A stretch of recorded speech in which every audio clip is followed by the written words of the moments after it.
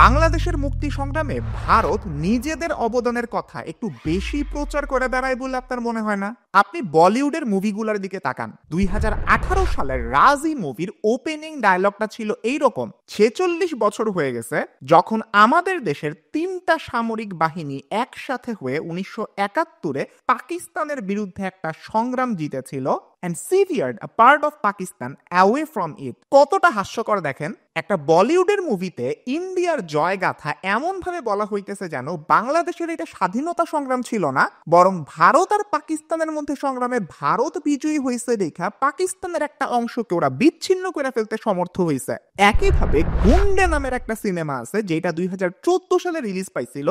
ওইটার একটা ডায়লগ কিছুটা এরকম ছিল: 1971 সালের 16ই ডিসেম্বর যখন তৃতীয় ইন্দো পাক সংগ্রামটা শেষ হয় এবং 90,000 পাকিস্তানি সৈন্য ভারতীয় সেনাবাহিনীর কাছে সারেন্ডার করে, আর এর মাধ্যমে একটা নতুন দেশের নাকি জন্ম হয় যার নাম বাংলাদেশ। ইংরেজি ভার্সনটা আপনারা একবার দেখেন, কাইন্ড অফ বুঝাইতেছে ভারতের অবদানের কারণেই নাকি বাংলাদেশের জন্ম হয়েছে, যেখানে এই স্বাধীনতা সংগ্রামটা যে আসলে বাংলাদেশের ছিল এই ব্যাপারটাকে খুব কৌশলে উপেক্ষা করে যাওয়া হয়েছে। প্রশ্ন করতে পারেন, শুধু কি এটা ভারতের বলিউডেই হয়, ভারতীয় মিডিয়াতে হয় না? এই ভিডিওটার প্রথম কয়েক সেকেন্ড দেখেন। 1971 সালে যখন ভারতের দিকে হাত বাড়ানোয় পাকিস্তানকে ভেঙে দুটুকরো করে দিয়েছিলেন তিনি, জন্ম হয়েছিল একটা স্বাধীন দেশে, বাংলাদেশ। আশা করি আপনাকে আর নতুন করে কোনো কিছু বুঝাই দিতে হবে না। আপনি উপমহাদেশের সংগ্রাম করেন কিংবা অখণ্ড ব্রাহ্মণবাড়িয়া বা অখণ্ড মোহাম্মদপুরের সংগ্রাম করেন, স্বাধীনতা সংগ্রামটা আসলে যাদের, তাদেরই আপনি যদি ক্রেডিট না দেন তাহলে ভাই কেমনে কি? এই সুযোগটা ভারত আসলে নিতে পারে তার মূল কারণ হইতেছে 1971 সালে এই উপমহাদেশে আসলে শুধুমাত্র একটা সংগ্রাম হয় নাই, 2টা সংগ্রাম হয়েছিল। এটা শুনে আপনি অবাক হইতে পারেন। একটা তো হইতেছে আমাদের বাংলাদেশের স্বাধীনতা সংগ্রাম, এটা আপনারা খুব ভালো মতন জানেন। 16ই ডিসেম্বর আজকে বিজয় দিবস। যেই এক্সট্রা একটা সংগ্রামের কারণে ভারত এই বিজয় দিবসকে বিজয় দিবস নাম দিয়ে দিতে পারে, সেইটার নামই হচ্ছে তৃতীয় ইন্দো পাক লড়াই, যেটা কিনা ভারত এবং পাকিস্তানের মধ্যে। কোশ্চেন করতে পারেন, এই লড়াইটা তাইলে কই হয়েছিল? বাংলাদেশের স্বাধীনতা সংগ্রাম তো বাংলাদেশের ভূখণ্ডের উপরে, তৎকালীন পূর্ব পাকিস্তানের ভূখণ্ডের উপরে হয়েছিল। 1971 সালের 3রা ডিসেম্বর পাকিস্তান একটা আজগুবি কাজ করে। ওরা একটা অপারেশন চালায় যার নাম অপারেশন চেঙ্গিজ খান। ভারতের ভিতরের 11টা বিমান ঘাঁটিতে পাকিস্তান ঢুইকা পড়ে এন্ড ওইখানে ভারতের সাথে সরাসরি লড়াইয়ে লিপ্ত হয়। চিন্তা করেন, পাকিস্তান কিন্তু এখন ভারতের সীমানার ভিতরে ঢুকে গেছে। 11টা বিমান ঘাঁটি বিভিন্ন পরিচিত জায়গাতে ছিল ইন্ডিয়ার। আমি নামগুলো বলি: অমৃতসর, আম্বালা, আগ্রা, অবন্তিপুর, বিকানের, হালওয়ারা, এইরকম আরো অনেকগুলা জায়গা যেগুলো ইন্ডিয়ার ভিতরের জায়গা।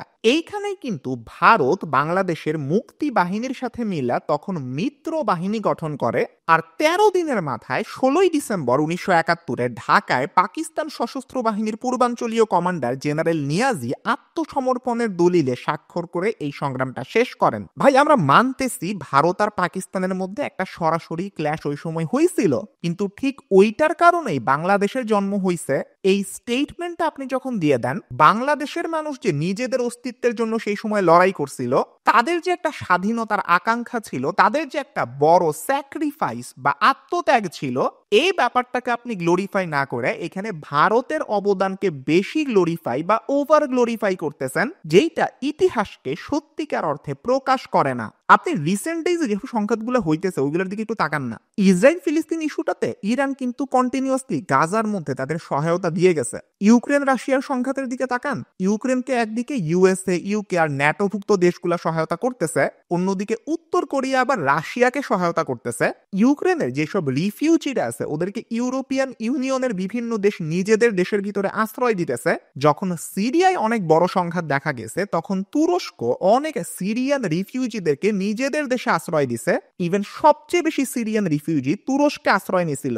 একটা দেশের ভিতরে যখন সংঘাত চলে তখন পাশের দেশগুলোতে রিফিউজিরা যায়, এটা কিন্তু খুব আনকমন জিনিস না। ভারতও সেই সময় অফকোর্স বাংলাদেশকে একটা সহায়তা করছিল, বাংলাদেশ থেকে অনেক শরণার্থী ভারতে যায় আশ্রয় নিয়েছিল, কিন্তু ভারত এই মুহূর্তে এই জিনিসটাকে যেই পরিমাণ প্রচার করে কিংবা এইটার দোহাই দিয়ে নিজেদের অনেক ইলেজিটিমেট কাজকে জাস্টিফাই করার চেষ্টা করে, এই ব্যাপারটাই ঠিক না। কারণ অন্যান্য দেশ যারা অন্য দেশকে সহায়তা করতেছে তারা নিজেদের ব্যাপারে এইভাবে কিন্তু প্রচার করে না। এইখানে কিছু সাইকোলজিক্যাল এন্ড ইন্টারন্যাশনাল রিলেশনশিপের টার্মের সাথে আপনাদের পরিচিত করাই। নার্সিসিস্ট কাদেরকে বলে তো জানেন, যারা সারাদিন নিজেদের ব্যাপারেই চিন্তা করে, নিজেদেরকে গ্লোরিফাই করার চেষ্টা করে। ভারত এখানে এক্স্যাক্টলি যে কাজটা করছে এইটাকে টার্ম দেওয়া হয় হিস্টোরিক্যাল নার্সিসিজম। ঐতিহাসিকভাবে একটা দেশ নিজেদেরকে অনেক বেশি যখন গ্লোরিফাই করে, নিজেদের অবদানকে অনেক বেশি দেখাইতে যায়, এইটাকেই টার্মিনোলজি অনুসারে নাম দেওয়া হয় হিস্টোরিক্যাল নার্সিসিজম। কিংবা ভারত এখানে নিজেদেরকে একটা সেভিয়র কমপ্লেক্সের মধ্যে ভুগাইতেছে, যেটাকে আমরা হোয়াইট নাইট সিনড্রোমও বলতে পারি। একজন হোয়াইট নাইটের মতন সে আইসা বাংলাদেশকে বাঁচাইছে, এন্ড এইটার জন্য সে এক্সপেক্ট করতেছে আমরা তার প্রতি অনেক বেশি কৃতজ্ঞ থাকবো, সে যা যা কিছু আশা করবে সেইগুলো আমরা প্রত্যেকটাই মাইনা চলবো। এইরকম হোয়াইট নাইট সিনড্রোমে বাংলাদেশের মানুষ আসলে বসে থাকতে রাজি না। অন্যদিকে বলিউডের মাধ্যমে ওরা যে ন্যারেটিভটা ভারতের জনগণের মধ্যে ছড়াইতেছে, এইখানে ওরা একটা পাওয়ার চর্চা করতেছে, যেটাকে বলা হয় সফট পাওয়ার। সংস্কৃতিগত দিক থেকে ওরা বাংলাদেশের স্বাধীনতার জন্য ওই সময় যে মানুষগুলা সংগ্রাম করছে তাদের অবদানকে নিচু করে ফেলা, নিজেদের অবদানকে উঁচুতে দেখাইতেছে।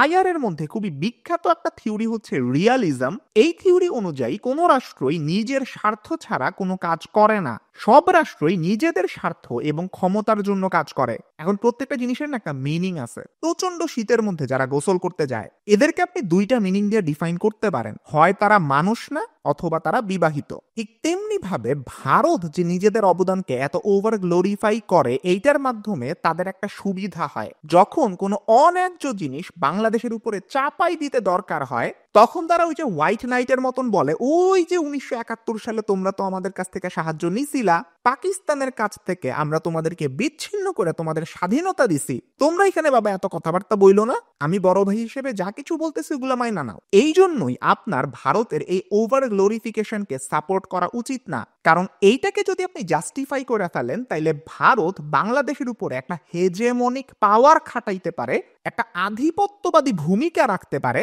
যেইটা বাংলাদেশের মানুষ মোটেই ডিজার্ভ করে না। এই যে 2024-এর শুরুর দিকে ফেব্রুয়ারি মাসের কথা, ফেসবুকে ভারতের সংস্কৃতি মন্ত্রণালয়ের একটা পোস্ট খুবই ভাইরাল হয়, যেইখানে ওরা দাবি করে টাঙ্গাইল শাড়ির উৎপত্তি স্থল নাকি পশ্চিমবঙ্গ, এবং একই সাথে তারা টাঙ্গাইল শাড়িকে নিজেদের একটা জিওগ্রাফিক্যাল ইন্ডিকেটর হিসেবে ঘোষণা করে। কত বড় গুটিবাজি একবার চিন্তা করেন। ইতিহাস আমাদেরকে যেটা বলে, 49 শতাব্দীর যখন শেষ ভাগ, তখনই বঙ্গের টাঙ্গাইলের এই তাঁত শিল্পের প্রসার ঘটে। সেখানকার বসাক সম্প্রদায়ের তাঁতিরা টাঙ্গাইল শাড়ি বুনতেন। পরে কি হয়েছে জানেন, এই তাঁতি সম্প্রদায়ের মানুষজন অনেকে মাইগ্রেট করে চলে যান। কোথায় কোথায় যান? এই ভারতেরই নবদ্বীপ আশেপাশের অঞ্চল যেগুলো আছে ওইখানে মাইগ্রেট করেন। ওই অঞ্চলগুলোতে যায় তারা তাদের কাজ নতুন ভাবে শুরু করেন। কিন্তু তাই বলে টাঙ্গাইল শাড়ি তো আর ভারতের, এইটা দাবি করা যায় না। ঠিক একইভাবে 2009 সালে ভারত জামদানি শাড়িকে নিজেদের বলে রেজিস্টার করে, যদিও তারা এইটাকে অন্ধ্রপ্রদেশের উপাধ্যা জামদানি শাড়ি বলে রেজিস্টার করে। কিন্তু পরবর্তীতে দেখা যায় যে ঢাকা ব্যতীত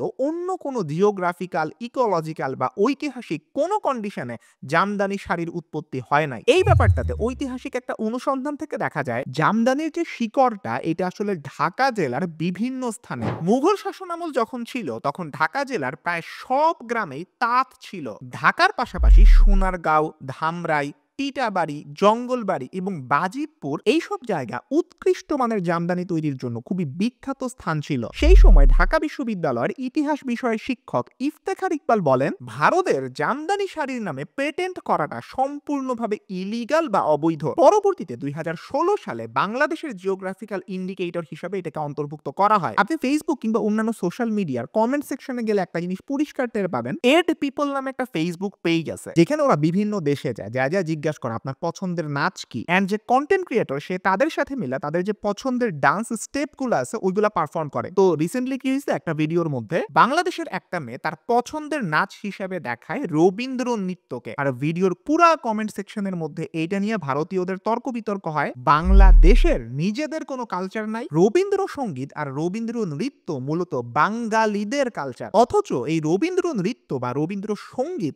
দুই বাংলাতেই কিন্তু সমানভাবে চর্চা করা হয়। এবং এর গুরুত্ব কোনো বাংলাতেই কম না। সো বুঝতেই পারতেছেন, আপনি ইতিহাস দেখেন, আপনি বর্তমান কালচার দেখেন, আপনি বর্তমান সোশ্যাল মিডিয়া দেখেন, ভারত এবং বাংলাদেশের মানুষের মধ্যে যে ক্ল্যাশটা সেইটা আস্তে আস্তে খুবই প্রকট হয়ে দাঁড়াইতেছে। এন্ড এইটার অনেক গুরুত্বপূর্ণ একটা কারণ হচ্ছে ভারতের ওভার গ্লোরিফিকেশন। সত্যি কথা, এইবারের বিজয় দিবস নিয়ে আসলে কি ভিডিও বানানো যায় এটা নিয়ে আমি টপিক খুঁজতেছিলাম। আমার মনে হয় ভারতের এই নিজেদের অবদানকে ওভার গ্লোরিফাই করার যে টেন্ডেন্সি, এইটাকে ব্যাখ্যা করার জন্য এই টাইমের থেকে বেশি উপযুক্ত টাইম আর হইতো না। আপনারা যারা এই চ্যানেলের সাথে অনেক আগে থেকে আছেন, আপনারা খুব ভালো মতন জানেন আমি কিছু ইউনিক টপিক আনার চেষ্টা করি। এর আগে 14ই ডিসেম্বর, 16ই ডিসেম্বর নিয়ে আমি এরকম ইউনিক কিছু টপিক আনছিলাম। এন্ড সামনে একটা ভিডিও আসতেছে পাপা টাইগার জেনারেল ওসমানীকে নিয়ে, এটাও আশা করি আপনাদের ভালো লাগবে। বাট এই ভিডিওতেও আমি একটা প্রশ্নের উত্তর খোঁজার চেষ্টা করছি যে ভারত আসলে ওভার গ্লোরিফিকেশনের মাধ্যমে নিজেরা কোনো অ্যাডভান্টেজ পাইতেছে কিনা। এন্ড সেটার উত্তর হচ্ছে ডেফিনেটলি হ্যাঁ। ওরা ওদের হেজেমনিক বা আধিপত্যবাদী পাওয়ারটা তখন খুব ভালো মতন কাজে লাগাইতে পারে, স্পেসিফিক ভাবে বাংলাদেশের উপরে। আর যারা এই চ্যানেলের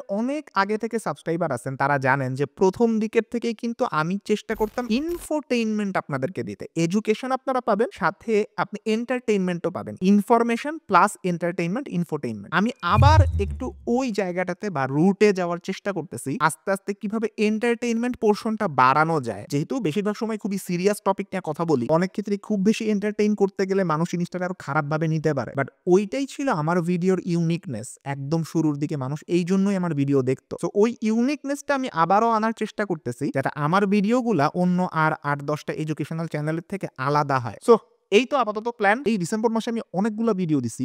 কোন ভিডিও দিছি? একদম শুরুতে তো ইন্ডিয়ান মিডিয়া নিয়ে একটা ভিডিও দিছি, দেন জিয়াউর রহমানকে নিয়ে। সিরিয়ায় হঠাৎ করে হচ্ছে বাশার আল আসাদ যখন পালাই গেছে তখন সবাই সিরিয়া নিয়ে জানতে চাইতেছিল, অথচ আরব বসন্ত নিয়ে কিন্তু আমি তার আগেই একটা ভিডিও দিছি, যেটা হচ্ছে বাংলাদেশকে একটা ব্যর্থ রাষ্ট্র হইতে চাইতেছে কিনা। আর একদম সর্বশেষ তো হইতেছে ওই ট্রাম্প পৃথিবীর সব ঝামেলা থামাই ফেলতে পারবে কিনা এইটা নিয়ে। সো যারা যারা এখনো ভিডিওগুলো দেখেন নাই, ডিসেম্বরের প্রত্যেকটা পাবলিশড ভিডিওই খুবই ভালো হয়েছে। আমি বলবো আপনারা যা চেক আউট করতে পারেন। আর এই ভিডিওটা দেখার জন্য ধন্যবাদ। আপনার যদি এই ধরনের কন্টেন্ট ভালো লাগে আপনি সাবস্ক্রাইব করে রাখতে পারেন। সামনে আর অনেকগুলো ইউনিক কন্টেন্ট আসবে, এগুলো দেখার আমন্ত্রণ রইল। আর পাশে থাকা বেল আইকনটা প্রেস করতে কখনোই ভুলবেন না। সবাই ভালো থাকবেন, সুস্থ থাকবেন, দেখা হবে ইনশাআল্লাহ পরবর্তী ভিডিওতে।